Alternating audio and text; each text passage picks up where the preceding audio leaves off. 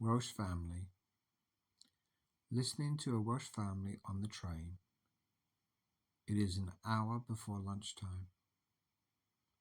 Son asks, Lager? Guinness? Mother asks, anyone want prosecco or tea? Everyone laughs in unison and says, tea.